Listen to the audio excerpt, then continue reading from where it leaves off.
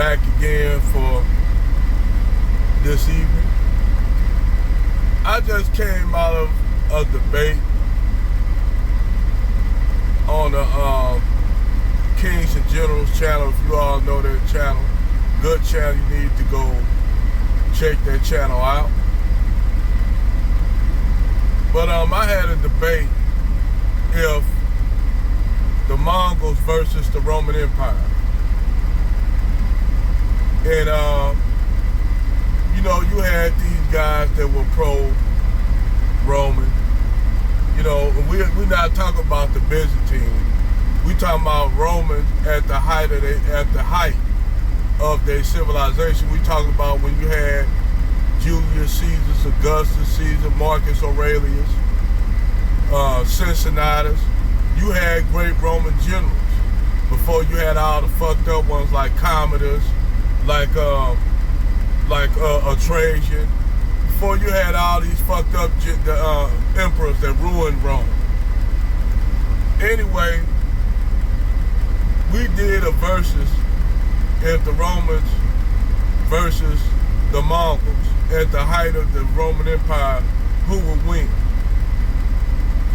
So when you give like the logistics of the Roman Empire, keep in mind that a Roman legion consists of normally 100,000 soldiers. That's your foot soldiers. Then you have your cavalry, which probably was in maybe 5,000 cavalry. You got heavy cavalry, you got light cavalry, you got archers, you got all kinds. You got not only that, you bringing the food, so you bringing food and supplies, tents. So you got a baggage train. You dig? You have a baggage train. Now, how the Mongols operate? They were mostly, these people were nomadic people. They were what you would call pastoralists. They were semi-pastoralists. So everything they did was mainly on the move. They moved their herds of sheep and goats and shit like that. But they were heavily militarized people. They rode on horseback. A child from the age of 5 is taught to ride a horse. From the age of 3, he is put on the back of a sheep. These are the Mongols. The Mongols are fierce nomadic horsemen. They have a curved sword and a recurved bow. The recurved bow is made of wood, sinew wood, and bone and yak horn. That means the bow is flexible. And by it being recurved, when you fire the bow, it will give out way more power than a regular bow, like the English longbow. That bow was way more powerful because it was a composite recurved bow. Now, when you take the two armies, you had the Roman legion, you had the Mongols. They had what you call they work in a unit of what you call, these units were called, damn it, I just had it on, a tumen. A tumen was consisted of 1,000 men, mainly men on horseback. You had your horse archers, you had your cavalry, but they could be either or, both. They were flexible to be both. With the bow, they could also be light cavalry at the same time. They were primarily horses. Each cuman had 1,000 men in a cuman.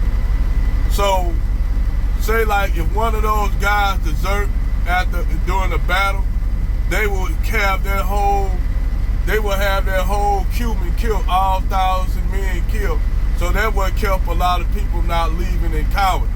That kept them there on the battlefield, because if one left, try to leave, they would kill him. They would ask why he was trying to leave. Why you killed him? He was trying to leave and desert us. And we all didn't want to get killed. So this is more motivation to fight like a motherfucker. So you got 100,000 Cubans. Each Cuban had 1,000 men. You got 100,000 motherfuckers on horseback. Then they had Chinese engineers, Chinese siege engineers that can make siege machines. They had gunpowder and explosives. So just compare that situation with the Romans at the height of their empire. They made up, let's pick a battle place. The same battle place that the Mongols fought the Huns, the Catalonian Plains. Same battlefield, same everything. They meet the Mongols out in a pitched battle. What the Mongols gonna do, you got majority of Romans are what you call infantry. Your infantry will go out and they will try to, put their in the tortillas, or the Romans will put the tortillas or the turtle shell technique where they'll have, so they'll probably survive a volley of bows even from the Mongols. So what happened is the Mongols will send small scouting units out to peep them out. And the Mongols will bow archers, and they will wear them out, because now the Romans are actually now pursuing these maybe 4,000 or 5,000 Mongols on horseback. And at that time, the Mongols raiding all the countryside. They raiding everything. They destroying, taking all the food, raiding all the towns and shit. So now you got not only the Roman soldiers chasing them, but they're gonna be exhausted. Right? They're gonna be exhausted from chasing them, because they fell for one of the oldest Mongol nomadic tricks that nomadic people like the Turks, the Mongols, and the Arabs used, was the feint attack. That's how the Moors, the Black Moors in Spain, when the Black Moors went to fight the European Visigoths, the Visigoths, keep in mind, those blacks were nomadic. They were nomadic like the Mongols. So they did feint attacks. They'll just leave, fight here, pop up here on horseback just to pop up somewhere else. So the Vandals at the time didn't know who to attack, because the Moors would be simultaneously fighting in different places, only to, when they get there, to disappear and pop up somewhere else. That was fucking hell. That's the kind of battle that the Romans would be fighting with the Mongols. Then they eventually get wore out. At that time, the main Mongol army, just say, let's pick two of the Mongol generals that they had at that time. You had Ugadai, Ugadai was Genghis Khan's son, and you had Tuktush. Tuktush was one of his greatest generals. So you put them up against, let's see, Marcus Aurelius and Julius Caesar. Just say you got Julius Caesar and Marcus Aurelius.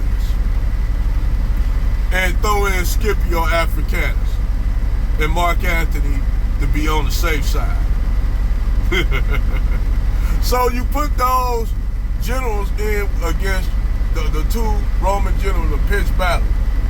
What the Mongols are gonna do is have them they're gonna let the Romans draw up their position. Well, to soften them up, they're gonna start by using catapults. Chinese catapults were way more advanced than Roman catapults. So they will just harass them and belt them in their fortifications till they can't even motherfuckers just handle it. Then what the Mongols will do, the Mongols will attack their supply line. Now keep in mind, the Romans, back then, they used to have these long supply lines. That's how Alexander almost lost the Battle of Gaugamela, because he got Darius on the run. Darius cut and ran from the Battle of Gaugamela, which actually the Persians were winning. But what happened is, he ran from the battle because Alexander threw the spear at his head. He freaked out and spazzed out and ran. And so all your generals seeing you all your men seeing you cutting running, they was like, fuck that, we up too. So after that, it was done data. They could have won. The Battle of Gaugamela in history would have been completely different. But back to the main battle that I'm talking about. So they form up. What the Mongols gonna do, they gonna use a feint attack. They gonna get the Romans to let their cavalry out. Now we all know Romans did have a 5,000 cavalry. But see, these armies, they always kept auxiliaries. They always kept auxiliary forces in case those they may need help. So that's why it may have been about like 20,000 cavalry, because they'll keep all those armies back then kept auxiliaries. In case that failed, they'll still have those. Well, the Romans had them to draw all their auxiliaries, all their cavalry. This is what the Mongols gonna do. They're gonna do a feint attack. So the Roman cavalry is heavy cavalry and light cavalry gonna be chased. They're gonna give chase. The Mongols gonna be turning around in their horses with their bows and releasing bows at the same time. So now you got bows belting down on the cavalry, taking them out. So now they done knocked down a 10,000 strong cavalry down to just a couple thousand. So now then the Mongols come with their heavy cavalry, wipe them out.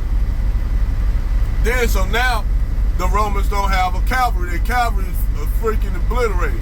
What they do, they take their heavy cavalry and bomb rush the shit out the Romans. Now what they'll do, the Mongols will do, instead of using Mongols as some of their best Turkic warriors, they'll use other people they done captured as meat shields. So they'll use people as meat shields to push all those people as meat shields, other Romans as meat shields. So now you got a problem on your hands, because now you got to kill your own people. That's going to take up time while you trying to kill all these meat shields. The Romans will come in, the Mongols will come in with their heavy cavalry, go around, whoop, whoop, whoop, whoop, whoop, knock them out from the side. So now the battle is lost, so now they got to run back to their city. Well, the Mongols were good at siege warfare. They would have had Chinese engineers and build fucking siege engines, and Rome would have failed within a couple months. If the Romans didn't open the doors up, the Mongols would have obliterated everyone in the city. That's why when they kept on doing the calculations of those battles, 88% was coming out that the Romans would win. That the Mongols would win. So it was a lot of Romans butthurt about that. That's not true. But I said, you got to think in mind, these people fighting completely different. They not fighting like any other army that the Romans faced. They're not fighting like the during the what you call the war that they had with Carthage, the Carthaginian War. They're not fighting that kind of style of war. They're not fighting with like they fought Mark Antony down in Egypt. They're not fighting like they fought Hannibal in the Battle of Cannae. They fight a completely mobile military killing force that were nomadic. Hell, the Romans had a hard time with the goddamn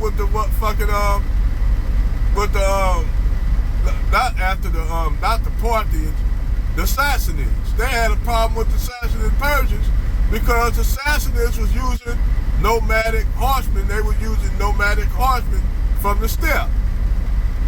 So I give it 5 out of 10 to the Mongols. That's my breakdown if the Mongols were to fight the Romans. Over and out.